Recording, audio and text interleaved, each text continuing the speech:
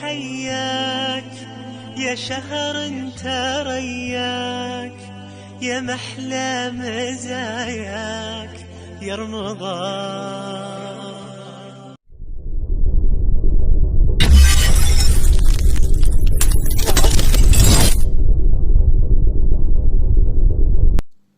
بسم الله الرحمن الرحيم. الحمد لله رب العالمين، والصلاة والسلام على رسول الله وآله وصحبه أجمعين. أحبتي في الله، بشير رمضان maalintii ugu horaysaa lagu jiraa, durbay dhaqaaqday. wallaahi ilaahay baa sheego ayaaman macduudaad, waa maalimo tiro kooban buu ilaahay yidhi. bisha waxay ku dhammaataa ama 29 ama 30 ayay ku dhammaataa. maalintii ugu horaysay baa durba dhaqaaqday. wallaahi bishani waa fursaddii ugu weyneyd, waa fursad aan dibka ugu soo noqonayn, waa waqti qaaliya, waa waqti weyn, waa fursaddii cumriga oo dhan, waa macaash aan xad lahayn. adiguna miyaad hurudaa? ka toos meesha, indhaha kala fur. waxaad dhex joogtaa waa adduun. adduunkuna waa meeshii lagu shaqaysanayey, waa meeshii lagu cibaadaysanayey. walaal waxaad ku jirtaa maalimihii ugu khayrka badnaa, ugu fadliga badnaa, bishii barakaysnayd, bishii ramadaan ayaad ku jirtaa. haddaad maanta khayr shaqaysan weydid, xili maad khayr shaqaysan. haddaad maanta cibaadaysan weydid, xili maad cibaadaysan. haddaad maanta u ordi weydid khayrka iyo wanaagga, xili maad u ordi. xili maad u tafaxaydan, xili maad u guculayn wanaagga iyo khayrka iyo cibaadada. dadkii way cibaadaysanayaan, dadkii way ooyayaan, dadkii ilaahay bay baryayaan, dadkii ajar iyo xasanaad badan ayay shaqaysanayaan oo aakhiradoodii u shaqaysanayaan. adiguna waad hurudaa. war ka toos meesha, war ka toos meesha. ma waxaad sugaysaa inaad dhimatid? ma markaad dhimatid baad shaqaysan? ma markaad ka tagtid daartan adduun, daartii lagu shaqaysanayey, ma markaad ka tagtid ee daartii abaalmarinta ayaad shaqaysan doontaa? wallaahi walaalkaygii macaanaayow, wallaahi dadkii dhintay maanta waxay arkayaan xaqiiqada. waxay arkeen xaqiiqadii bay arkeen. waxay arkeen wixii ay soo shaqaysanayeen abaalgudkiisii bay arkeen. adigu waxaad ku sugan tahay maanta daartii lagu shaqaysanayey, beri toolana waad dhiman, daartii abaalmarinta ayaad tegi doontaa. dadkii dhintay waxay tamaniyayaan, waxay doonayaan in adduunkii dib loogu soo celiyo si ay u soo shaqaystaan xasanaad, ajar badan ay u soo shaqaystaan. wallaahi 2 rakacadood oo ajarkooga ay shaqaystaan ayaa uga khayr badan adduunka iyo waxa ku sugan oo dhan. 2 rakacadood ay tukadaan ayay ka jecel yihiin adduunka iyo waxa ku dhex jira oo dhan. sadaqa yar oy la bixi lahaayeen ayay ka jecel yihiin adduunka iyo waxa ku dhex jira. ilaahay waxa uu yidhi: anfiquu mima rasaqnaakum من قبل أن يأتي أحدكم الموت فيقول رب لولا أخرتني إلى أجل قريب فأصدق وأكن من الصالحين. إلهي وحوليه وردد وحلبحا انتونا موتكي دمشدي يجيردي أين إني إيمن كدبنا ونقفك أورن.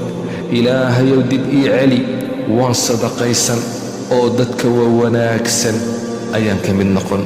إلهي وحوليه والشقيستا حتى إذا جاء أحدهم الموت قال رب ارجعوني لعلي أعمل صالحا فيما تركت. markay geeridu u timaado, xaqiiqadu markay u timaado in nebi aadan waxa uu oranayaa rabbiyow dib ii celi, lacallii acmalu saalixan, inaan wanaag soo shaqaystaa laga yaabaa fiimaa tarakt. ilaahay waxa uu leeyahay war shaqaysta, war orda oo wanaagga u orda adduunkan inta aad joogtaan. maxaa yeelay waxaad joogtaan daartii lagu shaqaysanayay. war waxaan ku jirnaa maalimihii khayrka badnaa.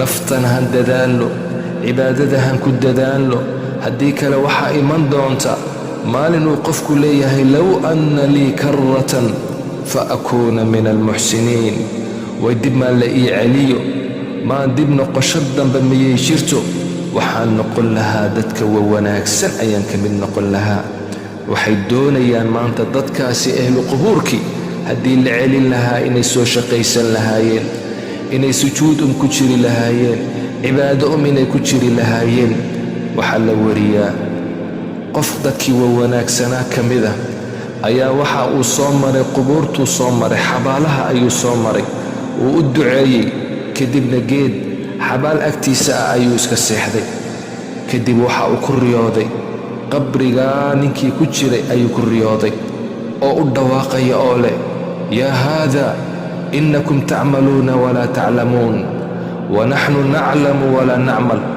war ninkan hurdow waxaad joogtaan daartii waad shaqaynaysaan waxna ma ogidiin annakuna waxbaan ognahay laakiin ma shaqaysan karayno war labadan rakacadoodeed meeshaa ku tukatay ayaan ka jecelnahay adduunka iyo waxa ku sugan oo dhan kac oo shaqayso wallaahi haddaad og tahay waxa ku jira waxaa jira aakhiro maad seexateen in yar wuu boodaa la yidhi oo wuu cibaadaysan jiray weligii ibraahiimu taymi nin wanaagsan oo dadkii wanaagsanaa ka mid ah ayaa waxa uu yidhi waxaan suuradaystay iyada oo naftaydu ay naarta ku jirto waxaan sawirtay aniga oo naarta la igu tuuray oo dacaamkii iyo cuntadii ahlunaarka zaquumkii cunaya cabayaa sharaabkii ahlunaarka loogu talagalay dheecaankii iyo dhiiggii aniga oo cabaya aniga oo silsiladihii naarta la igu jiijiidayo naftaydaan ku idhi maxaad doonaysaa naarta dhexdeedaan kula sheekaysanayaa naftayda waxaan ku idhi nafay maxaad doonaysaa waxay tidhi waxaan doonayaa in adduunkii la ii celiyo si aan u soo shaqaysto markaasaan waxaan ku idhi nafay waxaasi riyu ahaayee adduun baad joogtaa ee shaqayso dadkii wanaagsanaa sidaas ayay ahaayeen aakhiradooda may iloobayn way shaqaysan jireen fursaddii walba ee arkaan way ka faa'iidaysan jireen adu maxaad uga faa'iidaysan laadahay bishan dhaqaaqday durba maxaad uga faa'iidaysan laadahay waa adigaa dadkii arkaya way cibaadaysanayaan salaatu taraawiix bay tukanayaan salaadihii iyo faradkiiba xagga hore ku jiraan soonkoogii way dadaalayaanoo way soomayaan sadaqadii bay la baxayaan wanaaggii iyo khayrkii bay ku dadaalayaan adu maxaad u seexanaysaa adu maxaad dadka u xamanaysaa adu maxaad shar ugu jirtaa maad in yar xisaabtantid maad in yar fikirtid maad in yar misqabatid walaalo waxaad maanta joogtaa waa adduun waxaad joogtaa waa daartii lagu shaqaysanayay waxaad joogtaa waa meeshii khayrka loogu tartamayay beritoole waxaad tegi doontaa aakhira tegi doontaa waa daartii abaalmarinta weeyaan maanta wax walbaad qabsan kartaa maanta ilaahay waxa uu kuu xariistay ofse iyo wanaaggiisa ka mida inuu ku soo gaarsiiyey bishan khayrka badan uu ilaahay cumrigii ku ballaadhiyey hurdada ka toos ilaahayow wanaag iyo khayr ayaan ku weydiisanay ee naga yeel yaa arxam arraaximiin وصلى اللهم على سيدنا محمد وآله وصحبه أجمعين.